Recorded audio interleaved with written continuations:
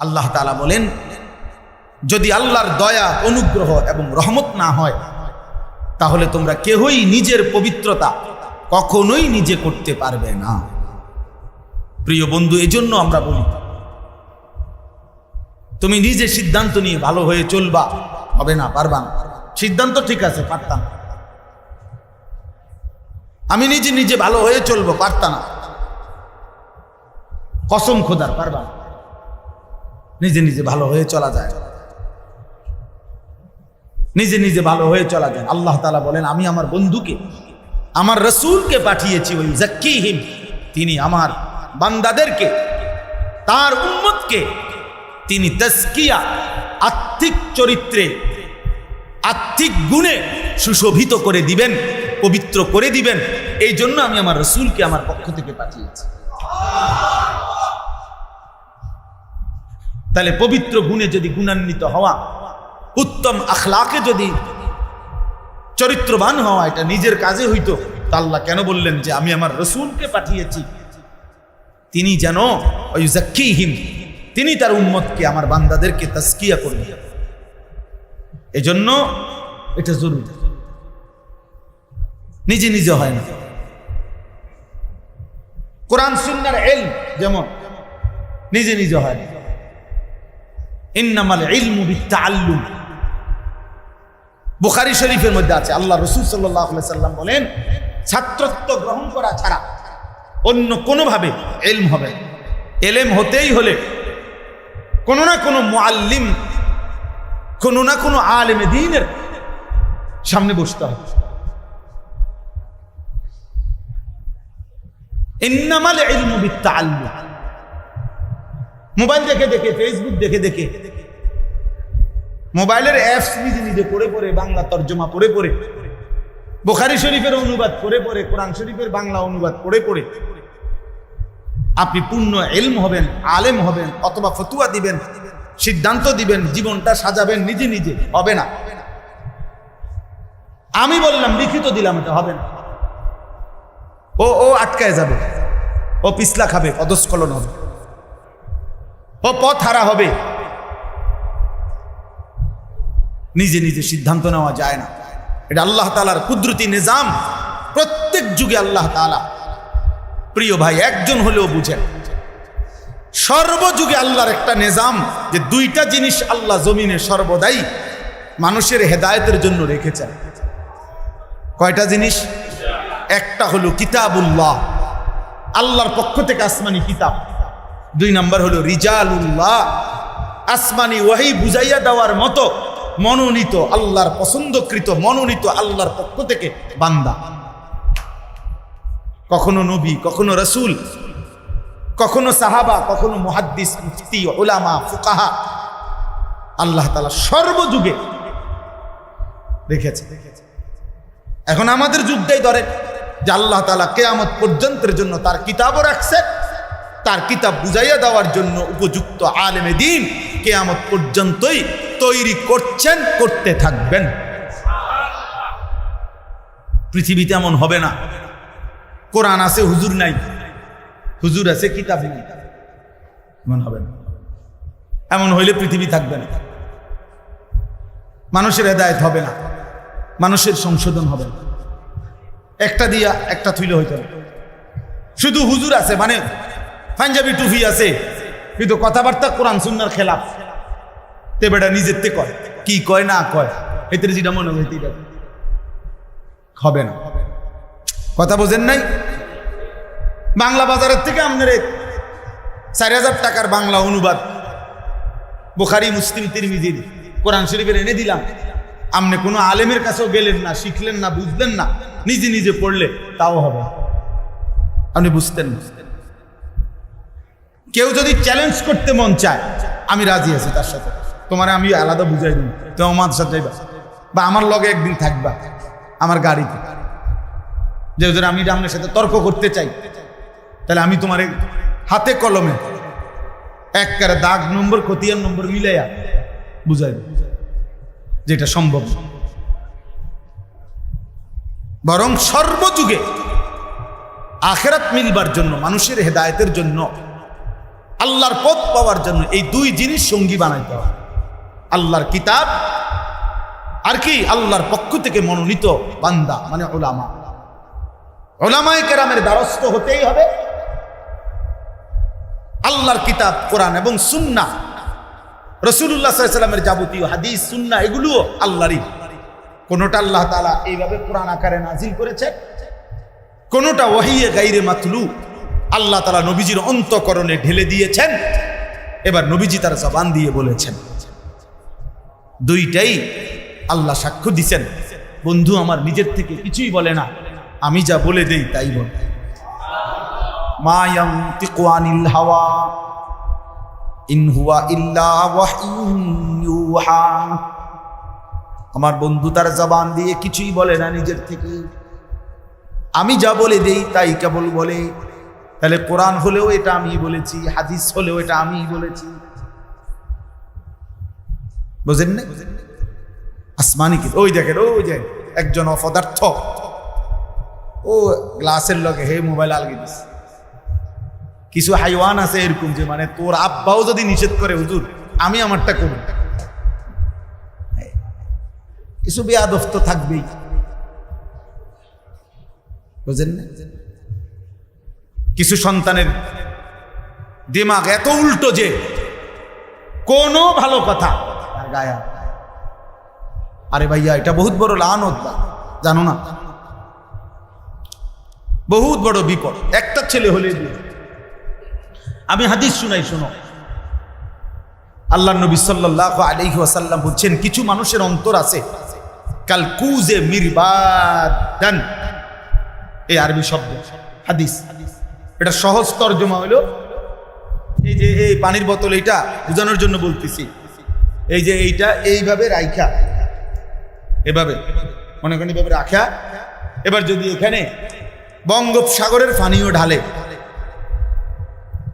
এইটা পূর্বে তো কেন ভাইয়া? যেহেতু এই বোতলটা উল্টে এলাইছে, এখন এখানে যাই পানি ঢালুক এই বোতল আর কি হবে না, এক ফোঁটা পানিও। আল্লাহর নবী বলেন, গুনাহ করতে করতে কিছু নাফরমানের দিল, খোদার কসম নবীজি বলছে এরকম উল্টা কলস, উল্টা পাতিল, উল্টা গ্লাসের মতো হয়ে যায়। আল্লাহর কসম, এটা হাদিস। নবীজি বলছে লা ইয়ারিফু মারুফান ওয়ালা ইউনকিরু মুনকারান। তখন আর সে কোনো নেক কাজকে নেক কাজ হিসাবে জানে না, কোনো গুনাহকে গুনাহ হিসাবে বুঝে না।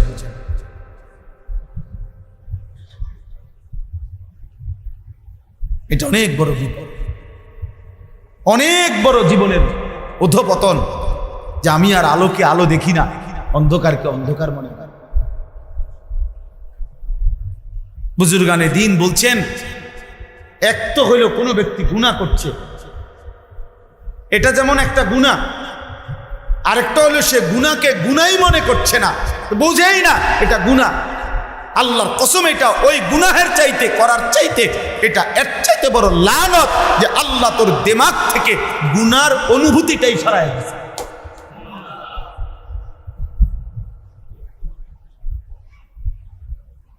ওয়ালা তাকুনু কাল্লাযীনা নাসুল্লাহ ফাআনসাহুম আনফুসাহুম। রব্বুল আলামিন বলে, মুমিন এমন হইও না, হে ঈমানদার তুমি এমন হইও না যে আল্লাহকে ভুলতে ভুলতে আমি যদি সত্যি সত্যি নারাজ হয়ে যাই, তাহলে আমি আল্লাহ একদিন তোমার নিজের পরিচয় তোমার থেকে ভুলিয়ে দেব। ফাআনসাহুম আনফুসাহুম, তুমি তোমাকে ভুলে যাবে, আর কোনোদিন মনে পড়বে না তুমি মুসলমান, আর কোনোদিন মনে পড়বে না তোমার জন্য কিছু হালাল কিছু হারাম, আর কোনোদিন মনে পড়বে না তোমার কবর হবে, হাসর হবে, মিজান হবে, ফুল সিরাত হবে, আখিরাত হবে। হাদিস তাফসীরের মধ্যে আছে, ফাআনসাহুম আখিরাতাহুম, আমি তোমার আখিরাত ভুলিয়ে দেব। ফাআনসাহুম মাসালিহাহুম, তোমার জন্য যা কিছু কল্যাণ আমি তা তোমার থেকে ভুলিয়ে দেব। আপনি বলেন ভাইয়া 365 দিন, বাবা বলেন খোদার 365 দিন, খোদার একটা বছর কোনো দিন মুসলমানের যেই সন্তান, যেই পুরুষ কিংবা যেই নারী 16 বছর, 18 বছর, 20 বছর, 30 বছর, একটা বছর 365 দিন কোনো দিন ফজরের নামাজ পড়লো না, একটা দিনও না।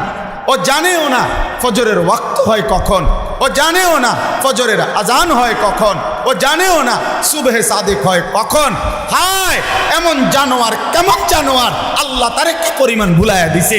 আমনে বল কি নাফরমান তুই বেটা। 365 দিনে খোদার একটা বছর চলে গেছে, কোনো দিনও মনে পড়লো না, একদিনও না। হ্যাঁ কি ভুলাটা বলছে সে আল্লাহ, বুঝেন না এইসব কি ভুলাটা বলছে। 30 বছর মুসলমান সুদ খায়, 30 বছরও কোনোদিন মনে পড়ে না এটা হারাম। বলো না ভাই, 30 বছর টানা, 10 বছর টানা এক মুসলমান প্রতিদিন ওজনে কম দেয়।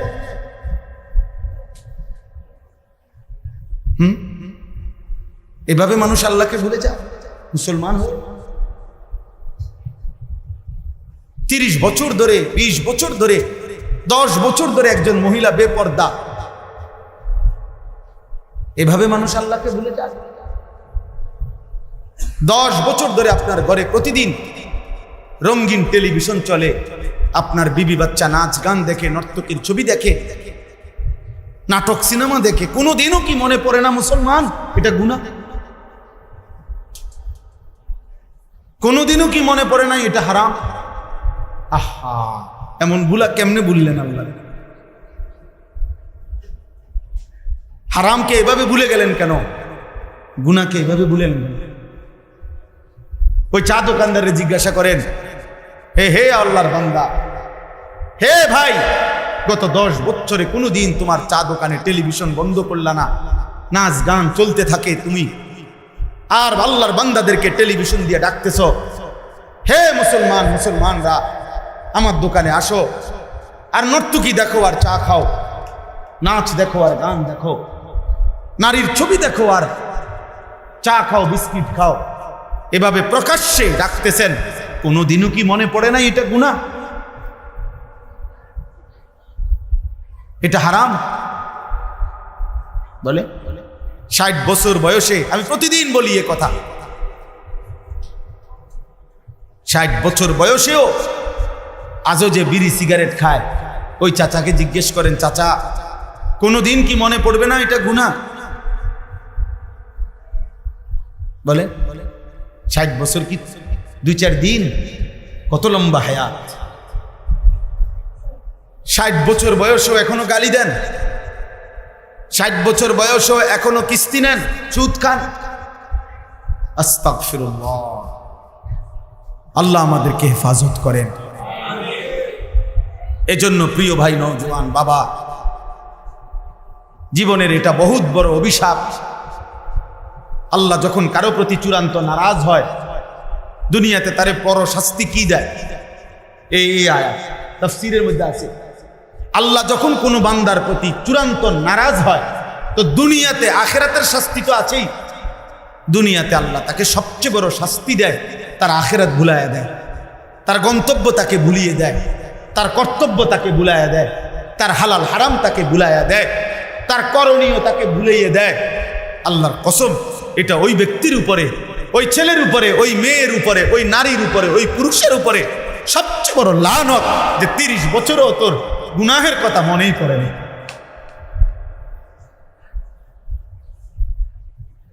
এটা সবচেয়ে বড় অভিশাপ,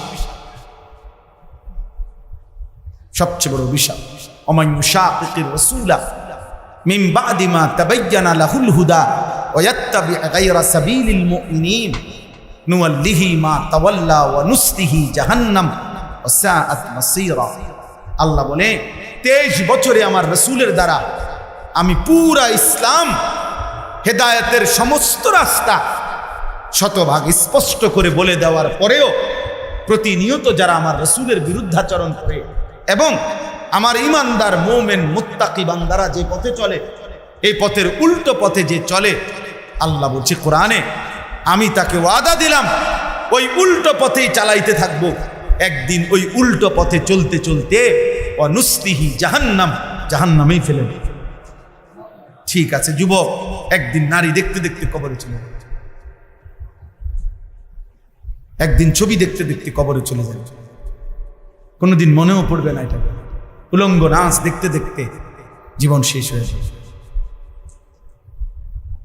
হারাম খাইতে খাইতে কিস্তিতে অনবাকি আমরা কবরে নাই। সুদের টাকা পরিশোধ করতে এখনো বাকি, উনি কবরে। এই কিছুদিন আগে আমারে এক ঘনিষ্ঠ লোক আমারে বলতেছে, এক বেটির জামাই পুরা বাজারে সুদ দিত, সুদে টাকা লাগাইতো, জামাই মরে গেছে। ইমাম সাহেব আমারে বলতেছে, হুজুর, ইমাম সাহেব বলতেছে, মসজিদের ইমাম সাহেবের কাছে মহিলা আইছে, বেটার বউ আইয়া বলছে, হুজুর আপনি তো এই বাজারের ইমাম, আপনি যদি আমার একটু সহযোগিতা করেন, আমরা হেবড়া কাঁদতে কাঁদতে টাকা পাই, আপনি যদি লিখত দূর মিলাই দিতেন, লিখে দিতেন। ইমাম সাহেব জিজ্ঞাসা, কি এর টাকা? ইমাম সাহেব সুদের টাকাটি উড়াই দিত মুসল্লি করতে, বেরিয়ে আসছে। চিন্তা করছেন? তার মানে মৃত্যুর দিন পর্যন্ত মনে পড়ে নাই এটা হারাম। এই জীবন কেমন জীবন বাবা, এ কেমন জীবন? যে যুবক সারা রাত উলঙ্গ ছবি দেখলো, তার শরীর নাফাক হয়ে গেছে, হারাম বীর্যপাত হইছে, এই ঘুম যদি আর না ভাঙে,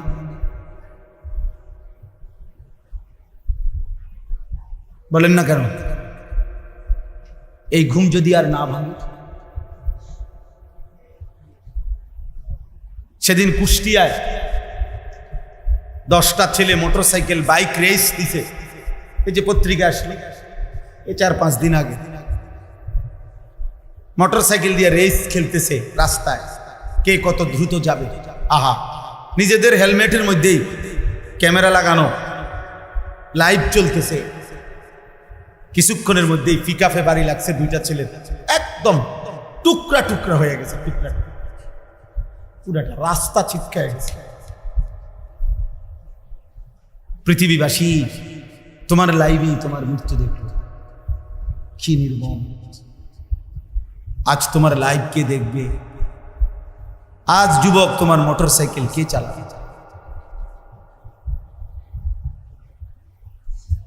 আজ তো ওই বাকি 8 বন্ধু আছে, তো তোমরা 2জন তো না। ওরা তো ঠিকই দুনিয়া ভোগ করতেছে, তোমরা তো নাই। এজন্য নওজোয়ান, তোমার পাওটা ভাঙ্গা দেখো, 6 মাসের জন্য যদি বিছনায় পড়ে যাও, তোমার সাথে কয়জন বন্ধু শুইয়া যায় তুমি দেখো, দেখবা কারো হাতে সময় না। শুধু দেখা করে যাবে আর বলবে, আচ্ছা বন্ধু ভালো থাকিস, খালাস, সুযোগ পেলে আবার আসবো। এরই নাম দুনিয়া, স্বার্থপর এই দুনিয়া। একজন ছেলেই ভাবো, একজন স্বার্থপর এই দুনিয়া, কেউ মনে রাখে না আমার ইমান, আমার সেজদা, আমার গোলামি, আমার বন্দিগি, আমার আখিরাতের ফিকির। খোদার কসম, এটাই আমার কাজে আসে, এটাই আমার সঙ্গী হবে। দুনিয়া আমারে মনে রাখে না। মাইলস্টোন স্কুল অ্যান্ড কলেজের বাচ্চাদের তদন্তের সব মিলাইয়া সুস্থ অসুস্থদের এখন কি হালত, আজকে 5-7 দিনে কোনো খবর আছে? বুঝছেন না? খালাস, কে করে মনে রাখে? কার হাতে সময় আছে? আজকে 1 সপ্তাহ শুনছিনি এই ঘটনা যে ঘটছে, মনে হয় এইটারও কার খবর শেষ। স্বার্থপর, কারো জন্য কারো হাতে সময় নাই। প্রতিটা নতুন ঘটনা পুরাতনকে ভুলায়, প্রতিটা নতুন ভয়ঙ্কর অ্যাক্সিডেন্ট পুরাতন অ্যাক্সিডেন্ট ভুলায়। আমি এখন এদিক দিয়ে আসতেছি, নাইগর থেকে এদিক দিয়ে আসছি, যে দেখছি সিএনজি পড়ে গেছে সাইডে।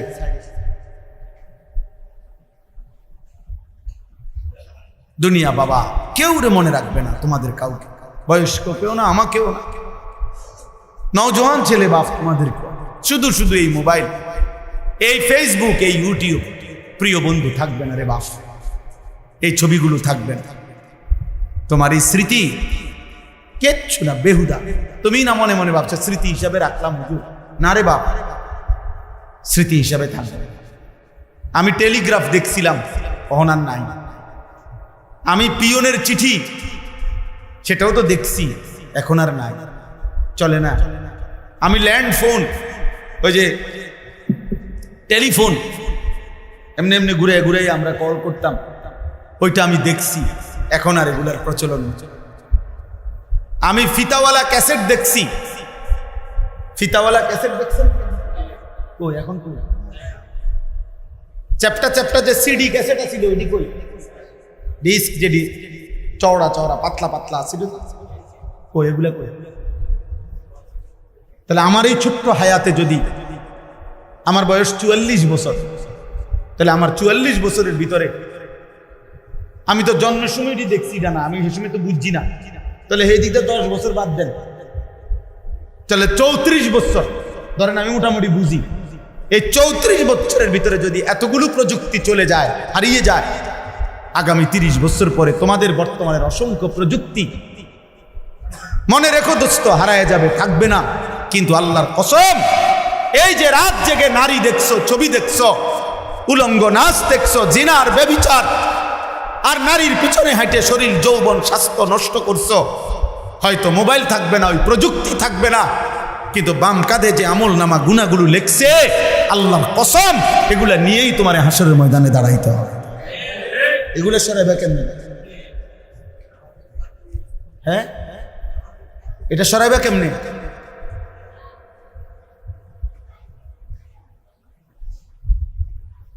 মোবাইলে না হারিয়ে যাবে তুমি আখেরাত?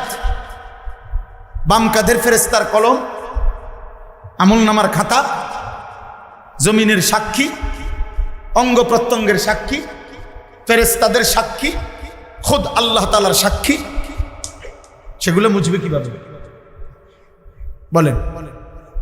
ইয়াউমা ইদিন তুহাদ্দিসু আখবারাহা, কোরআনে আল্লাহ বলে কিয়ামতের দিন জমিন তোমাদের সব কথা বলবে, জমিন কথা বলবে। ওয়া শাহিদা আলাইহিম সামউহুম ওয়া আবসারুহুম ওয়া জুলুদুহুম বিমা কানু ইয়ামালুন, আল্লাহ বলে তোমাদের কান, চোখ এবং সারা দেহের চামড়া তোমাদের সমস্ত কর্মকাণ্ড সম্পর্কে আমি আল্লাহর সামনে সাক্ষ্য দেবে। সারা দেহের চামড়া, তাহলে এটা আড়াল করবা কেমনে বাস? নিজের শরীর থেকে কেউ গুনাহকে আড়াল করা সম্ভব? কোনোদিন সম্ভব? পৃথিবীর কোন প্রযুক্তি দিয়ে আমার হাত থেকে গুনাহ আমি আলাদা করব? আমার পাও থেকে আমি গুনাহকে কেমনে বিচ্ছিন্ন করব? সে তো আমার সঙ্গেই ছিল। এই সাক্ষীটা আমি মুছবো কেমনে? জমিনের সাক্ষী আমি মুছবো কিভাবে? কিরামান কাতিবিন ইয়ালামুনা মা তাফআলুন, আল্লাহ বলেন সম্মানিত এই লেখক ফেরেশতাগণ, ডানে বামে শুধু তারা লিখে এটা না, ইয়ালামুন অর্থ হলো তারা তাদের মেমোরির মধ্যেও মুখস্থ করে, ব্রেনের মধ্যে আবার কাগজেও লেখে, কলমেও লেখে। তাদের কাছে দুইটা সাক্ষী, একটা হলো তারা মুখেও বলবে, লিখিত ফাইলও দেখাবে। তো কয়টা হলো? চারটা হলো। জমিন আমার দেহের অঙ্গ প্রত্যঙ্গ, ফেরেশতার কাছে দুইটা, একটা হলো উনি মুখের সাক্ষী, আর একটা হলো কাগজের ডকুমেন্ট। কয়টা হলো? 5 নম্বরে আল্লাহ বলে বান্দা ওয়াকাফা বিযুনুবি ইবাদিহি খাবীরাম বাসীরা, বান্দার সমস্ত গুনাহের ব্যাপারে আমি একাই দেখছি, আমি একাই খবর রেখেছি, আমি একাই সাক্ষী হিসাবে যথেষ্ট। আমিও বলবো বান্দা আমি তো দেখছি, এবার কই পালাবে? আল্লাহ আমাকে হেফাজত করে। এজন্য বাপ বয়স্ক হন আর জওয়ান হন, নিজের উপরে দয়া করেন। আমি যেই কথার থেকে এই পর্যন্ত আসছিলাম। আমার প্রথম যে কথাটা আমি শুরু করছিলাম সেটা হলো, প্রত্যেকের ব্যাপারে যদিও আমি কোনো ফাঁক টাক দিয়ে বাইরেতে পারি, আমার নিজের ব্যাপারে আমি বাঁচবো কেন? আমার নিজের ব্যাপারে আমি কি বলবো? কেন আমি নামাজ পড়লাম না? কেন আমি রোজা রাখলাম না? কেন আমি যাকাত দিলাম না?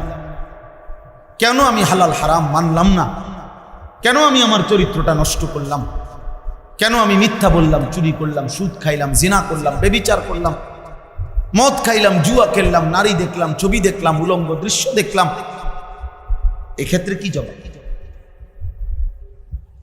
নিজের দেহ, নিজের শরীর, নিজের কর্ম, নিজের রাত, নিজের দিন, এর ব্যাপারে জবাব কি? আমি খেয়াল করছি না। কুমা কি কয় খেয়াল করছি?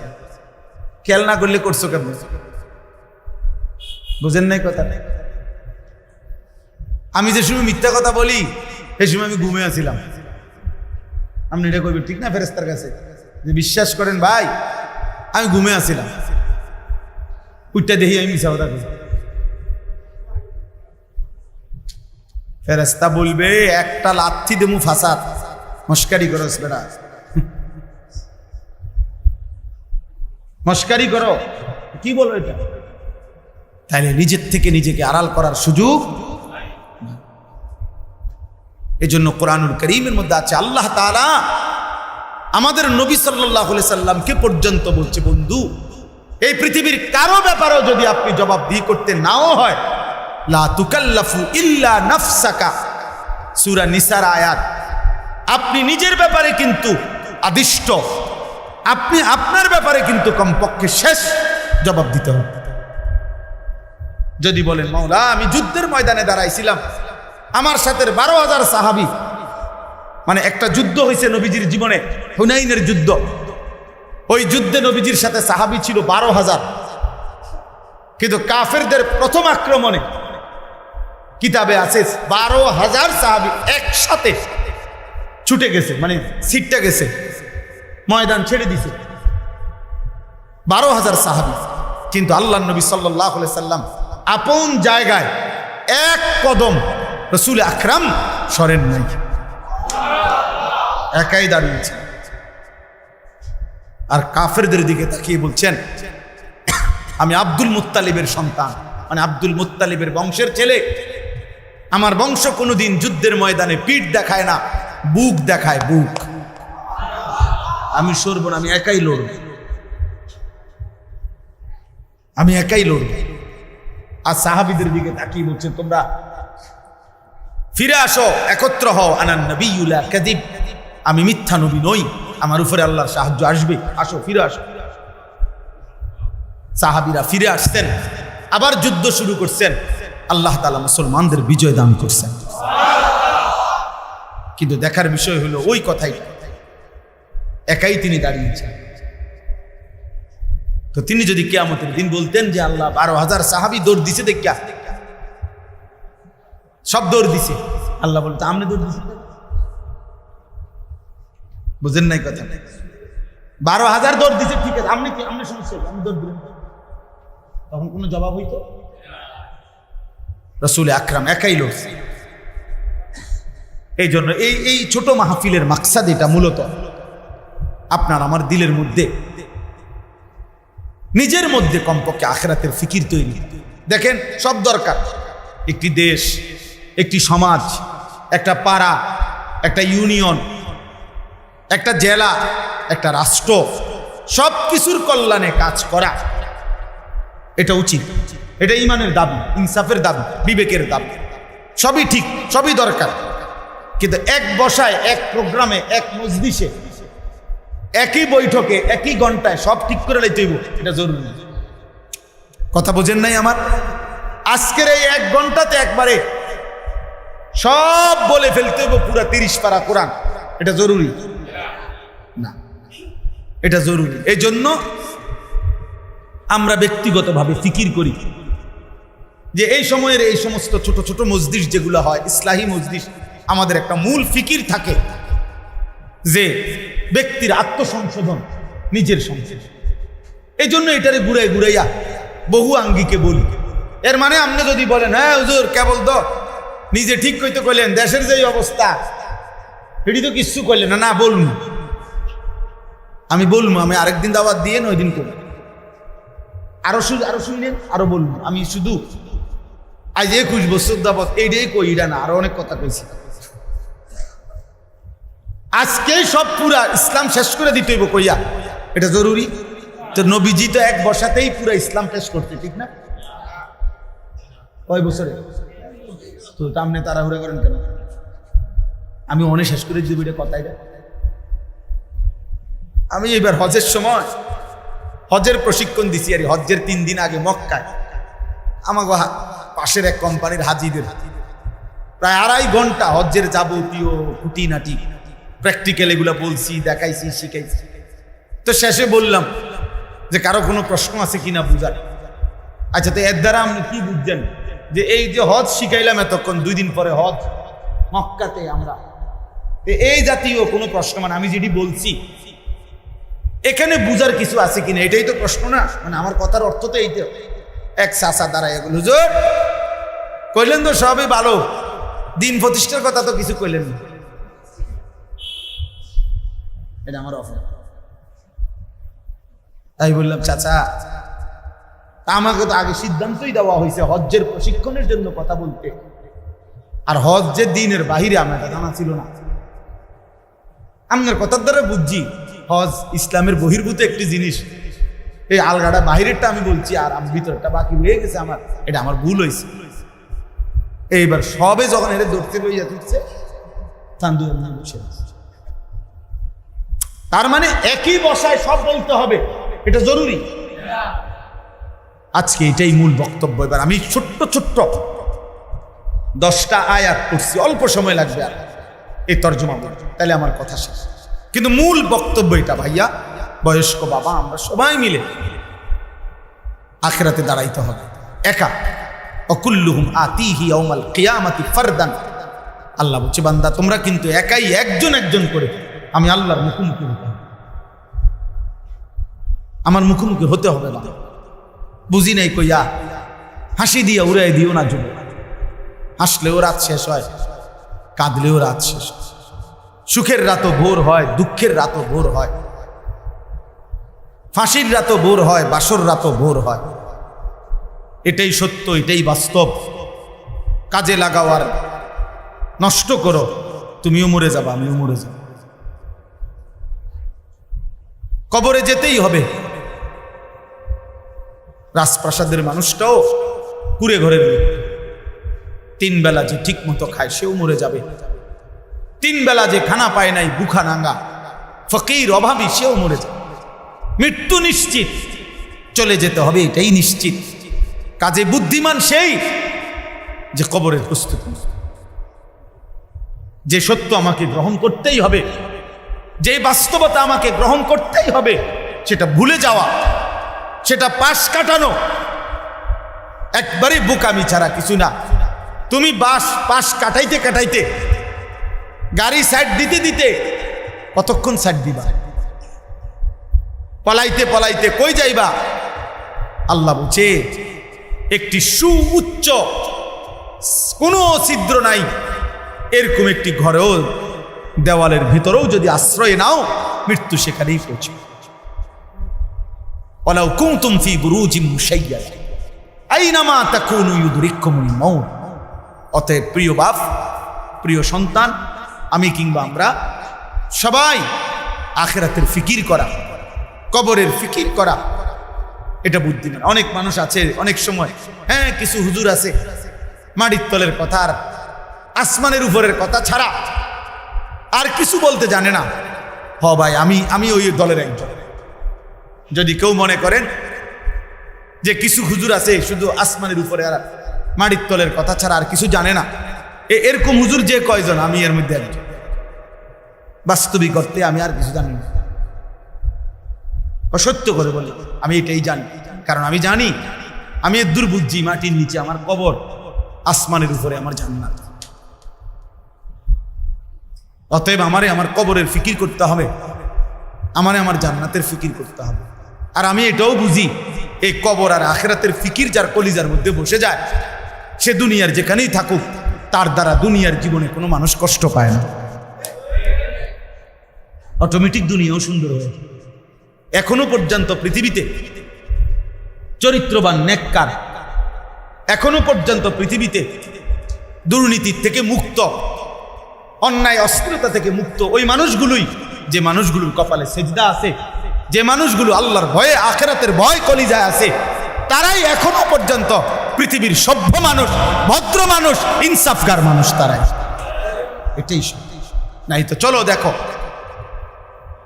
চোর, বাটপার, সিটার, সন্ত্রাসী, চাঁদাবাজি, খুনি, জিনাকার, ব্যভিচার, আমরা হিসাব লাগাই যে নামাজি কয়জন, বেনামাজি কয়জন। কথা বোঝেন নাই? অপরাধের লিস্টি করি, অপরাধের লিস্টি করি। একটা থানার মধ্যে, যেই কোনো থানার মধ্যে চোর বাটপারের লিস্টি থাকে, আপনি জিজ্ঞান, এটা তারা ফাইলই করে রাখে। চিহ্নিত সন্ত্রাসী কারা, চিহ্নিত মাদক কারবারি কারা, চিহ্নিত ব্যভিচারী কারা, চিহ্নিত চোর ডাকাত কারা, প্রত্যেক থানাতে কিছু আলাদা ফাইল থাকে, লিস্টি থাকে। আপনি ওই ফাইলটা খোলেন, অনলাইনে দেন, পরীক্ষা করেন, মাদ্রাসার ছাত্র কয়জন আর বাহিরের কয়জন, নামাজি কয়জন, বেনামাজি কয়জন, আল্লাহ আখিরাত চিনে এমন অপরাধী কয়জন, আর আল্লাহ আখিরাত চিনে না এমন অপরাধী কয়জন, দেখেন আপনি সে। কাজে এটাই সত্য, কলিজায় যার আখিরাত আছে, দিলের মধ্যে যার কবরের ফিকির আছে, তার দ্বারাই অপরাধ হয় কম, তার দ্বারাই পাপ হয় কম। হয় না আমি এটা বলি না, কারণ শয়তান তো 24 ঘন্টা কখনোই নেককার বদকার কারো কাছ থেকে শয়তান বিরতি নেয় না। শয়তান জুনায়েদ বাগদাদিরও ছাড়ে নাই, শয়তান ফেরাউনেরও ছাড়ে না। কথা বুঝেন না? শয়তান তো কাউরে ছাড়ে না, শয়তান তো শয়তান, এ তো বড় খারাপ, তার তো কোনো লজ্জা শরম বলতে কিচ্ছু নাই, এ তো আসলেই শয়তান, সে তো শক্ত হারামি। তারে যদি আপনি 1000 বার, 1,00,000 বার আউযু বিল্লাহি মিনাশ শাইতানির রাজিম, এটা যদি 100 বারও পড়েন, 1000 বারও পড়েন, আপনি একটু বিরতি দিবেন, এইটা আবার আপনি এমন অসভ্য কি মানুষ হয় যার কোনো লজ্জা শরম নাই? তারে এতবার বললাম তুই রাজিম, অভিশপ্ত, অভিশপ্ত, অভিশপ্ত, সে বলবে তোমার কথা তুমি কও, আমি আছি তোমার লগে, ঠিক না? তোমার দিয়ে তুমি কও ভাই, অসুবিধা নেই ভাই, আমি তোমারে ছাড়তাম না, আমি তোমারে ছাড়ব। তাইলে শয়তান যেহেতু 24 ঘন্টা ওয়াসওয়াসা দেয়, তো ইনসান হিসাবে গুনাহ হবেই, কিন্তু গুনাহের মধ্যে ভাসাইয়া দেওয়া, আখিরাতকে টোটাল ভুলে যাওয়া ক্ষতিকর। আল্লাহ আমাদেরকে বুঝ দান করেন। এবার তর্জমাটুকু শুনেন, তাইলে আমার কথা শেষ। কোরআনুল কারীমের ফজান 30 নম্বর পারা 90 নম্বর সূরা। এই সূরাটির নাম সূরা বালাদ। এই সূরার 10টি আয়াত, ছোট্ট ছোট্ট আয়াত আমি পড়ছি, বেশিক্ষণ আর লাগবে না। এই 10টি আয়াতের তর্জমা শুনে আল্লাহ তাআলা বলতেছেন, লা উকসিমু বিহাদাল বালাদ। আল্লাহ তাআলা আমাদের নবীকে বলছেন, বন্ধু আমি কসম করতেছি এই মক্কা নগরীর। মানে এখানে আল্লাহ একটা কথা বলবে সামনে, এটা বলার জন্য 3টা কসম করছে, 3টা কসম। এর মধ্যে প্রথম কসম হলো মক্কা নগরীর কসম। কিসের কসম বলেন? মূলত আল্লাহ তাআলা যখন কোনো বস্তুর কসম করে তো 2টা কারণ। এক, হয়তো এটার মধ্যে কোনো বিশেষত্ব আছে, অথবা আল্লাহ বলার কারণে ওইটার মধ্যে দাম বেড়ে যায়। আগের থেকেই কোনো বিশেষত্ব আছে হয়তো, অথবা আল্লাহ তাআলা বলার কারণে, কসম করার কারণে ওইটার বিশেষত্ব, দাম বেড়ে যায়। তো এখানে আল্লাহ যখন বললেন আমি কসম করতেছি মক্কা নগরীর, তো নবীজি যেন বললেন, মাওলা আপনি এই মক্কা নগরীর কসম কেন করলেন? তো আল্লাহ তাআলা বলেন, ওয়া আনতা হিল্লুম বিহাদাল বালাদ। সুবহানাল্লাহ। আল্লাহ বলেন কারণ কেন কসম করছি জানেন? আপনি যেই শহরে থাকেন, আপনি বন্ধু যে এখানে থাকেন, আপনার জন্ম এখানে, আপনার শৈশব এখানে, আপনার কৈশোর এখানে, আপনার যৌবন এখানে, আপনার 63 বছর হায়াতের 53 বছর এখানে কাটছে। এই জন্য আমি আল্লাহ আপনার চলা, আপনার জন্ম, আপনার শৈশব কাটছে যেই আলো, যেই বাতাস, যেই মাটিতে, আমি এটাকেও ভালোবাসি। এই জন্য আমি আল্লাহ কসম করি। ওয়ালিদিন ওয়া মা ওয়ালাদ, আল্লাহ বলেন 2 নম্বর কসম আদমের, আদম আলাইহিস সালামের। 3 নম্বর কসম আদমের সন্তানদের। এই 3টা কসম, মক্কা নগরীর কসম, আদম আলাইহিস সালামের কসম, আদমের সন্তানদের কসম। আচ্ছা, এই 3টা কসম করে আল্লাহ কি বললেন? এই একটু দেখেন, লাকাদ খালাকনাল ইনসানা ফি কাবাদ। আল্লাহ বলে, বান্দা কসম করে বলছি, আমি মানুষকে বানাইছি একটার পর একটা কষ্টের ধাপ অতিক্রম করে, একাধিক কষ্ট পর পর পার করে আমি মানুষকে বানিয়েছি।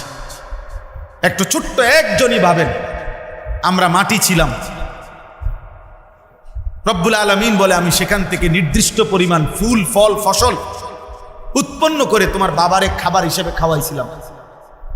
সেখান থেকে বীর্যের 1 ফোঁটা আমি তৈরি করলাম। সেখান থেকে একটি নির্দিষ্ট সময়ে স্বামী স্ত্রীর মিলনের মাধ্যমে তোমার বাবার বীর্যের ফোঁটা তোমার মায়ের জরায়ুতে আমি পৌঁছালাম। সেখান থেকে একটানা 9 মাস আমি আল্লাহ নিজের হাতে, কুদরতি হাতে মায়ের অন্ধকার জরায়ুতে চোখ, নাক, কান, হাত পাও দিয়ে এমন সুন্দর একটা বডি সাজাইলাম। একদিন নির্দিষ্ট সময়ে মায়ের পেট থেকে আমি তোমাকে পৃথিবীতে আনলাম। 2টা বছর দাঁতবিহীন এই নরম মুখে মায়ের বুকের স্তন থেকে দুধ দিয়ে আমি তোমাকে পান করালাম। 2 বছর পরে অল্প অল্প খাদ্য খাবার দিয়ে পরিমিত মাত্রায় আমি তোমার শরীরটাকে অল্প অল্প করে আস্তে আস্তে বর্ধিত করিলে আজকে 16 বছরে আনলাম, আজকে 18 বছরে আনলাম। তো আল্লাহ যেন বলছে, বান্দা এইভাবে আমি তোমারে তৈরি করে এই পর্যন্ত 16 বছরে এনে আজ তুমি আমারে চেনো না। আজ যখন 16 বছর বয়স, 18 বছর, এখন তোমার হাতে শক্তি, কোমরে শক্তি, পায়ে শক্তি, তোমার দাঁত মজবুত, তোমার ব্রেন আছে, আমি দিছি সব। এখন আর তুমি আমারে চেনো, এখন আর তুমি আমারে চেনো না। সারা দিন যায়, 24 ঘন্টায় একটা সেজদাও করতে মন চায়। আফসোস ওই যুবকের, আফসোস ওই মানুষের প্রতি, আফসোস ওই পুরুষ নারীর প্রতি, খোদার 24 ঘন্টায় যে একটি সেজদাও দেয়। আল্লাহ তাআলা বলেন, আয়াহসাবু আল্লান ইয়াকদিরা আলাইহি আহাদ। আল্লাহ বলেন, আমার বান্দা কি ভেবেছে যে তার উপরে কোনো কারো ক্ষমতা নাই? কি বলেন, আমরা কি এই ভেবেছি আমাদের উপরে কারো কোনো ক্ষমতা নাই? কার ক্ষমতা আছে? আল্লাহ বলেন, ইয়াকুলু আহলাকতু মালাল লুবাদা। আমার নাফরমান বান্দা বলে, সে দুনিয়ায় আমি অজস্র টাকা খরচ করছি, দুনিয়ায় বাঁচবার জন্য, নিরাপত্তার জন্য, সেফটির জন্য আমি অজস্র টাকা খরচ করছি। অহংকার করে আর বলে যে একটা গেট লাগাইছি 3 লাখ টাকা দিয়া, পুরাটা বাড়ি বাউন্ডারি করছি, কলাপসিবল গেট লাগাইছি, SS5-এর গেট লাগাইছি, একটা দরজা বানাইছি সেগুন কাঠের, এক একটা দরজায় খরচ গেছে 75,000 টাকা, এক একটা খাট বানাইছি 1 লাখ টাকা, সব কিছু বিদেশ থেকে। তার মানে বুঝাইতে চাইতেছে আমি অজস্র টাকা খরচ করেছি।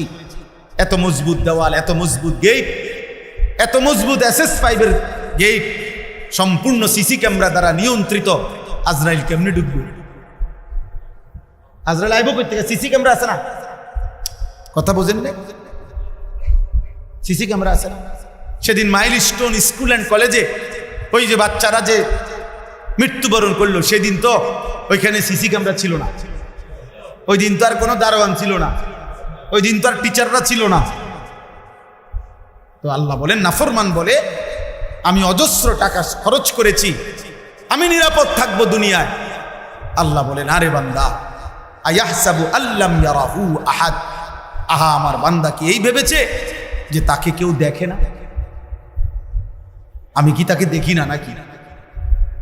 দরজা বন্ধ করে আল্লাহতে আমি আর দেখি না, গেট আটকাইয়ে ফেলাতে আমি আল্লাহর দেখি না। এই দুইটা কথা শেষ। এই দুইটা কথাই আল্লাহ এখানে বলতে চাই। বান্দা, তুমি যে নাফরমানি করছো, তুমি যে অহংকার করছো, এই শেষ পর্যন্ত আপনারা যারা টিকছেন আপনারাই শুনবেন। বলেন, আল্লাহ তাআলা জানতে চাইছে এই দুইটা কথা। আমার বান্দা, তুমি যে দিবানিশি নাফরমানি করছো, তুমি কি এই ভেবেছো যে তোমার উপরে কোনো ক্ষমতা নাই? আর দ্বিতীয় প্রশ্ন হলো, আল্লাহ বলেন, তুমি কি এই ভেবেছো যে তোমাকে কেউ দেখেন? তাহলে কিসের উপরে ভিত্তি করে তুমি এমন নাফরমানি করছো? এত মিথ্যা, এত চুরি, ডাকাতি, জিনা, ব্যভিচার, এত অসভ্যতা, এত অস্থিরতা, এত হারাম, এত সুদ, এত ঘুষ, এত কিস্তি, এত প্রতারণা, এত চিন্তায়, এত রাহাজানি, দুনিয়া নিয়ে এত কামরা কামড়ি কারাকারি কেন করছো বান্দা? তুমি কি যেখান থেকে যাইবা না? আমি কি তোমার উপরে ক্ষমতা রাখি না? আমি কি তোমারে দেখি না?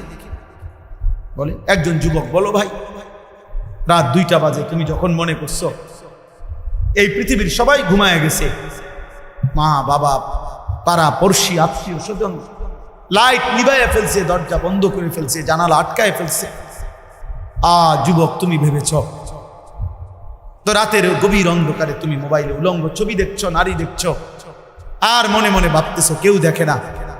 খোদার কসম, রব্বুল আলামিন আর শাজিম থেকে ডাক দিয়ে বলে, আনিস, আমি জেগে আছি,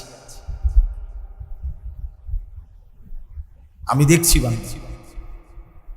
আয়াহসাবু আল্লাম ইয়ারাহু আহাদ। রব্বুল আলামিন বলে, আমি কি দেখি না বান্দা? কি ভেবেছো? আলাম ইয়ালাম বিআন্নাল্লাহা ইয়ারা। আমার বান্দা কি ভেবেছে সে যে আল্লাহ তাআলা বলেন, তুমি কি এটা জানো না বান্দা, আমি যা সারাক্ষণ তোমাকে দেখি? এবার বলেন, আল্লাহ কতক্ষণ দেখে? সবাই বলেন, আল্লাহ বিশ্রাম নেয় কখন? অবসর নেয় কখন? ঘুম যায় কখন? তন্দ্রা আসে কখন? ক্লান্ত হয় কখন? কখনোই না, কখনোই না। 1 সেকেন্ডের জন্য আল্লাহ তাআলা ক্লান্ত। অতএব দয়া করে, শেষ কথা, মেহেরবানি করে ভাবতে শিখ। আমাদের দায়িত্ব বলে যাও, বছরের পর বছর আমরা আপনাদেরকে মনে করাই দেই। কেউ কদর করলেও মনে করাই, কেউ কদর না করলেও মনে করাইতে হবে। কারণ ফেরিওয়ালা তার মালের ঘোষণা দিতেই হয়। 3 ঘন্টাও যদি তার মাল বেচা নাও হয়, একজন কাস্টমারও যদি না পায়, তারপরও ফেরিওয়ালা তার মালের ঘোষণা দিতেই থাকে, বলতেই থাকে। অতএব আমাদের জিম্মাদারি আমরা বলে যাওয়া। কেউ গ্রহণ না করুক, কোনো অসুবিধা নাই, আমার মালিকের কথা আমাকে বলতেই, বলেই যেতে হবে। কখনো উপরে, কখনো নিচে, কখনো দুয়ারে দুয়ারে। আল্লাহর পথে যত ধাক্কা, যত বেদনা, যত যন্ত্রণা, যত দুঃখ, যত কষ্ট, যত হুমকি, যত ধমকি, যত জেল, যত জুলুম, সব আল্লাহর পথে যদি হয়, তো কবি বলছেন, উর্দুতে আছে, কবি আরশ পর, কবি ফরশ পর, কবি উনকে দর, কবি দর বদর, গমে আশিকি তেরা শুক্রিয়া। আয় আল্লাহ, তোমার কথা বলতে গিয়ে বারবার ব্যথা পাইছি, ধাক্কা খাইছি, তোমার ভালোবাসায়, এর জন্য তোমার শুকর যে তোমার কথা বলতে গিয়ে কষ্ট পাইছি, তোমার পথে চলতে গিয়ে কষ্ট পাইছি। অতএব ওলামায়ে কেরাম বলেই যাচ্ছে, আল্লাহর পথের আহ্বানকারী বলেই যাচ্ছে, শেষবারের মতো আবারও বললাম, প্রিয় ভাই, নষ্ট হইও না, চরিত্রহীন হইও না। নারী, ছবি, অশ্লীল দৃশ্য, মোবাইলের গেমস কিংবা অনলাইনের জুয়া, এইসব হারামের পথে জীবন শেষ করে দিও। একদিন রাত ভোর হলে দেখবা শরীরে যৌবনের কোনো ক্ষমতা নাই, আর্থিক সামর্থ্য নেই। একদিন সব মনে পড়বে, কিন্তু সেদিন আর পিছন দিকে যাওয়া যাবে না। আল্লাহ আমাকেও হেফাজত করেন, আমাদের সকলকে হেফাজত করেন। রাসূলুল্লাহ সাল্লাল্লাহু আলাইহি ওয়াসাল্লামের জীবনের উপরে আমরা চলতে চাই, সুন্নাত মোতাবেক চলতে চাই। নবী সাল্লাল্লাহু আলাইহি ওয়াসাল্লাম সারাদিন উম্মতের ফিকির করতেন, রাত্রিবেলা তাহাজ্জুদ নামাজ পড়ে সেই উম্মতের জন্য আবার কাঁদতেন। দিন রাত তিনি ফিকির করতেন, দোয়া করতেন, চোখের পানি ফেলতেন। আমি আমার খুলনার হজরত থেকে, বাংলাদেশের একজন বড় বুজুর্গ, এই হজরতের ওইখান থেকে এই কিতাব আনাইছি আমরা। এক এক সময় এক একটা কিতাব আমরা বিক্রি করি গাড়িতে। এটাও একটা কিতাব। আমাদের প্রিয় নবী সাল্লাল্লাহু আলাইহি ওয়াসাল্লাম তাহাজ্জুদ নামাজ পড়তেন কিভাবে, কখন, কতটুকু, কি দোয়াগুলো করতেন, কাঁদতেন, এখানে আছে। আমাদের নবীজির উপরে সাহাবাইরা কি দুরূদ শরীফ পড়তেন, 40টা এমন দুরূদ এই কিতাবের মধ্যে আছে যেগুলো সাহাবায়ে কেরাম পড়তেন নবীজির উপরে। আল্লাহর নবী সাল্লাল্লাহু আলাইহি ওয়াসাল্লাম স্বপ্নে দেখার জন্য কোন উম্মত কি আমল করলে ধারাবাহিক রাসূলুল্লাহ সাল্লাল্লাহু আলাইহি ওয়াসাল্লাম মুলাকাত হবে, এই আমল এখানে আছে। নবীজি যে দোয়াগুলো নিয়মিত পড়তেন সেগুলো এখানে আছে। 200 টাকা মূল্যে আমাদের এই কিতাব ওই গাড়িতে বিক্রি হয়, কারো সুযোগ হলে যাওয়ার সময় নিয়ে যাবে। আল্লাহ তাআলা আজকের এই নওজওয়ানদের এই মহব্বতের মেহনতের এই গরমের ভিতরে এই কষ্টের আয়োজনে আল্লাহ তাআলা বরকত দান করেন। আল্লাহ আপনাদের সবাইকে কবুল করেন, ঈমান আমলের জীবন দান করেন। আল্লাহ তাআলা এই মাহফিলকে কবুল করে নেন। আলহামদুলিল্লাহ রাব্বিল আলামিন। আল্লাহু আহাদ আলাম নাজআল লাহু আইনাইন ওয়া লিসানান ওয়া শাফাতাইন ওয়া হাদাইনাহু নাজদাইন। সাদাকাল্লাহু মাওলানাল আযীম। قال نبينا صلى الله عليه وسلم إياكم ومحقرات الذنوب فإنهن يجتمعن على الرجل حتى يهلكنه اللهم صل على محمد وعلى آل محمد كما صليت على إبراهيم وعلى آل إبراهيم إنك حميد مجيد اللهم بارك على محمد وعلى آل محمد كما باركت على إبراهيم وعلى آل إبراهيم إنك حميد مجيد سبحانك لا علم لنا إلا ما علمتنا إنك أنت العليم الحكيم আলহামদুলিল্লাহ। আল্লাহ পাক রব্বুল ইজ্জাত যুল জালাল ওয়াল ইকরামের ফজল কারাম, রব্বুল আলামিনের অপরিসীম ইহসান, মেহেরবানি, দয়া, আল্লাহ তাআলা আমাদেরকে আজ 27 আগস্ট 2025 রোজ বুধবার কুমিল্লা জেলা বিপাড়া উপজেলাধীন নগরপাড় যুব সমাজের উদ্যোগে আয়োজিত কবরবাসীদের রুহের মাগফিরাত কামনায় আজকের এই মোতাবারক ওয়াজ ও দোয়ার মাহফিলে আল্লাহ তাআলাই আমাদেরকে আসবার বসবার, আল্লাহর জন্যই জমা হওয়ার তৌফিক দান করেছেন। আমরা সকলেই বলি আলহামদুলিল্লাহ। প্রিয় ভাই নওজোয়ান, আমার একটা অনুরোধ হলো এবং আদেশ, সকলেই হাতে ধরা যতগুলো মোবাইল আছে এগুলা বন্ধ করে ফেলতে হবে। হাতে ধরে কেউ ভিডিও বা রেকর্ড করা একেবারে সম্পূর্ণরূপে নিষেধ আমার পক্ষ থেকে। এই জন্য দয়া করে আমি আদেশ করলাম,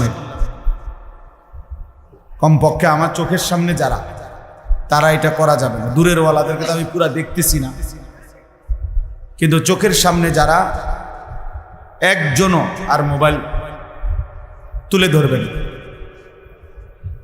যদি আমার এই কথাটা পছন্দ না হয় চলে গেলে ভালো, কোনো সময় কোনো আপত্তি নেই ভাইয়া, আমি কোনো জনসমর্থন দিয়া করবো, আমি কোনো নির্বাচনে প্রার্থী না। আমি এখানে নির্বাচনী কোনো গণসংযোগে আসি না, ঠিক আছে না? তো কাজে আমি অনেক মানুষ হইলেই কি কম মানুষ হইলেই কি আমার এতে কোনো কিছু আসে যায় না। এখানে কোনো আহামরি কিছু নেই আমার জন্য, আমার এটা ভাবনা। এই জন্য সবার কাছে অনুরোধ, অনেক গরম আছে এরপরেও চাপাইয়া বসছেন ছেলেরা, বাবা তোমরা অনেক নওজোয়ান মাশাআল্লাহ, অনেক অনেক, সবার এই ভালোবাসা, সবার এই উদ্দীপনা, আগ্রহ আল্লাহর কথার প্রতি আল্লাহ তাআলা সর্বোচ্চ কবুল করেন। এই জন্য প্রিয় ভাই অনুরোধ, একেবারে সামান্য কিছুক্ষণ সময়, এই 1 ঘন্টা সময় দেখতে দেখতে ফুরায় যাবে।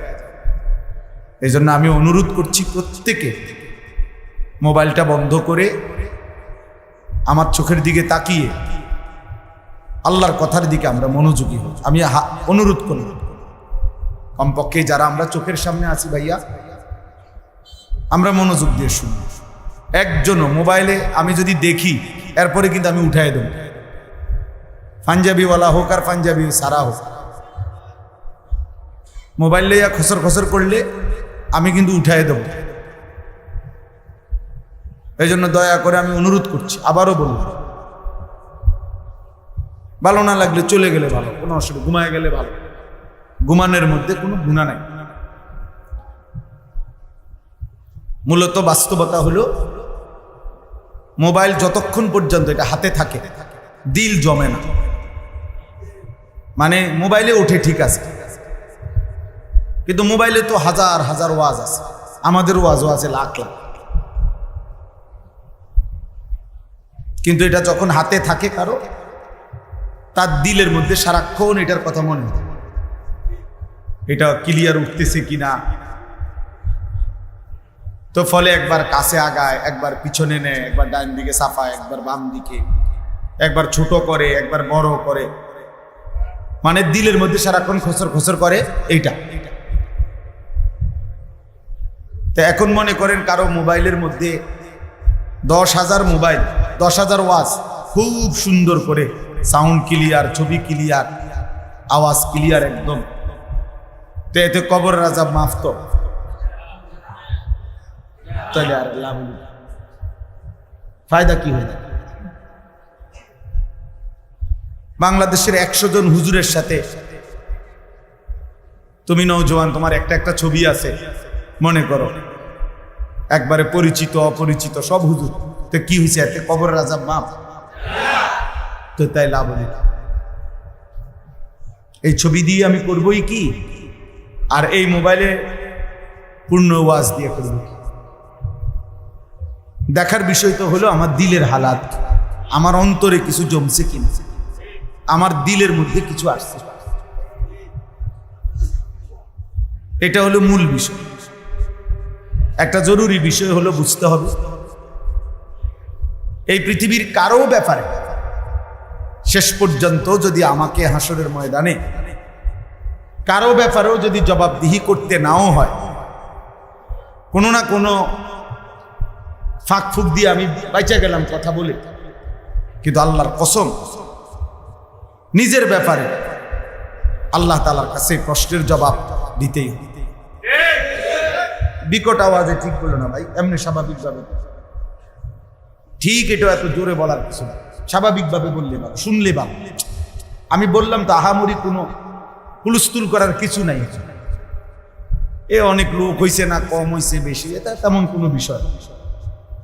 বেশি লোক হওয়া কম লোক হওয়া কোনোটাই সফলতা কিংবা ব্যর্থতার মাপকাঠি না, এটা খুব জরুরি। ব্যর্থতা বা সফলতার জন্য সংখ্যা কোনো বিষয় না, আল্লাহ গ্রহণ করা হলো মূল বিষয়। এই পৃথিবীতে এমন হাজারো আল্লাহর প্রিয় বান্দা, লাখো কোটি চলে গেছে, যাদেরকে পৃথিবীর কেউ চিনে না, শুধু আল্লাহ চিন্তা। যতজন সাহাবী ছিল নবীর, সকল সাহাবীর নাম পৃথিবীর কোনো কিতাবে নাই। বিদায় হজ্জের মাঠে 1.25 লাখ সাহাবী ছিল আরাফাতের ময়দানে, তো 1,25,000 সাহাবীর নাম পৃথিবীর কোনো কিতাবে নেই। আসমানের নিচে মাটির উপরে বাড়ি সালাম দিল পাওয়া যাবে 10,000 সাহাবীর নাম নেই বুঝেন না এমনি কথা তো তাইলে মনে করেন একবারে 5,000 সাহাবীর নাম নাই কিতাবে 313 জন সাহাবী বদরি ওনাদের নাম একসাথে আছে আর আরো কিছু আলাদা আছে অতিরিক্ত তো আমি ধরলাম আরো 1,000 আরো নাম হয়তো ধরেন 5,000 ধরেন 10,000 তো যদি 10,000 সাহাবীর নামও সব কিতাব খুঁজে একত্র করা হয় এরপরেও তো শুধু আরাফাতের ময়দানে যারা হজে গেছে এরকমই তো রয়ে গেছে আরো 1,15,000 তো ওই বছর আর বাড়ি ঘরে কেউ ছিল না না একবারে দরজা জানলা বন্ধ করিয়া সব হজে গেছে বুড়াগারা বাচ্চা বৃদ্ধ শিশু নারী অক্ষম মানুষ ছিল না তো ওনারাও তো সাহাবী ওনারা মুসলমান ওই সময় নবীজির জামানায় তো সবাই কালেমাওয়ালারা মুস্তাহাবী ওনারা তো বাদে দেন তো বাকি 1,15,000 নাম যে কেউ জানে না ওনারা ব্যর্থ তো আর কোরআনুল কারীমের মধ্যে 25 জন নবী এবং রাসূলের নাম আছে কয়জন তো নবী রাসূল মোট 25 জন তো তাই 1,24,000 নবী রাসূল একটা বর্ণনা যে আছে ধরে নিলাম এর চাইতে বেশি হইতে পারে কম হইতে পারে আজ এই বর্ণনাটাই ধরি না 1,24,000 তো কোরআনুল কারীমে উল্লেখ হয়েছে 25 জন নবীর নাম তো তাহলে বাকিদের নাম যে নাই ওনারা ব্যর্থ সুজাই কোরআনুল কারীমে সাহাবাদের নাম আছে একজন পুরা কোরআনে একজন সাহাবীর নাম আছে যায়েদ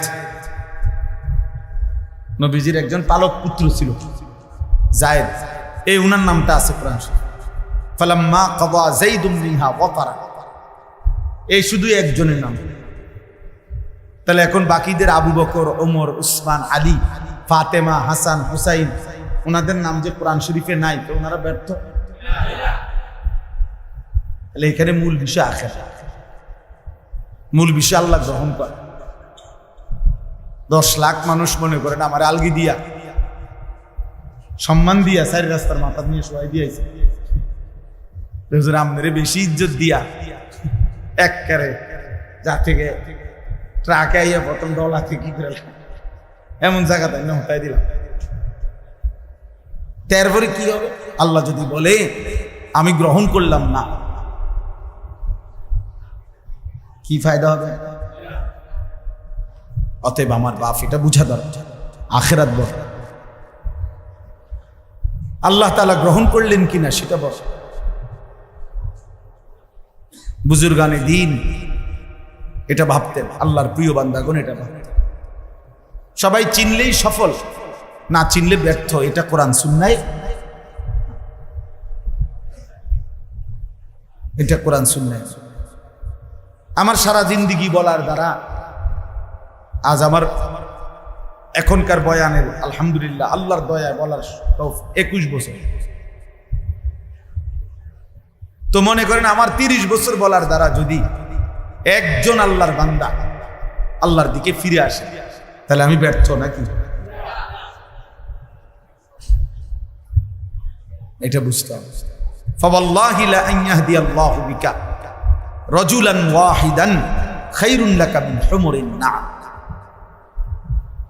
আল্লাহর নবী সাল্লাল্লাহু আলাইহি ওয়াসাল্লাম বলেন আল্লাহর কসম নবীজি কসম করছে নবীজি বলছেন আল্লাহর কসম তোমার দ্বারা একজন ব্যক্তি রাজুলান ওয়াহিদান ওয়াহিদ মানে একজন ব্যক্তি হেদায়েত পাওয়া বাইরের দিকে তাকায়ও না ভাই সব বুঝাইতে পারতা না সবাই রে একবারে ঠান্ডা করবো চিল্লা চিল্লি থামা সবার জাগার ব্যবস্থা এত কিছু বুদ্ধি করতে করতে টাইম শেষ হয়ে এরপরে একদম ক্লিয়ার হয়ে যাবে একটু পরে যারা বইতে আসছে না পরে বইতে আসবে আমরা যখন সবাই যাবো তখন জায়গা হয়ে যাবো না তো কাজে এত চিন্তা করলে আর হইতো না এখন যেদূর হয়েছে আলহামদুলিল্লাহ যেদূর পারছে ওনারা কি করতো বেচারা ছেলেরা নওজোয়ান অল্প বয়সী ছেলে আলহামদুলিল্লাহ অনেক মহব্বত করে যেটুকু ইন্তজাম করছে আল্লাহ তাআলা তাদের এই ইন্তজামে বরকত দান করেন